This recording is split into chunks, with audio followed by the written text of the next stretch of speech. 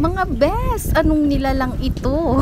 Yan nga pala ay nahuli ng aking asawa kaninang umaga. Pero hindi ko alam kung anong tawag po dyan. Para kasi siyang palaka. May buntot din at may dalawang paa. At tingnan nyo naman mga best, ang bibig, ang laki.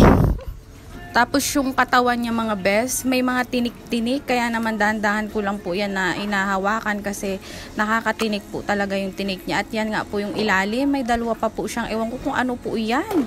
Ewan ko, lumalangoy po yan eh. Hindi ko alam kung yan yung palikpik niya. Hindi ko nga po alam kung isda ba yan o frog, what? At tingnan nyo naman mga best, yung mata niya nangingislap din. At yung mga tinik-tinik matitilos po talaga yan mga best. Sabi ko nga sa asawa ko ay parang ocean frog yan kasi ngayon lang po talaga ako nakakita ng ganyan.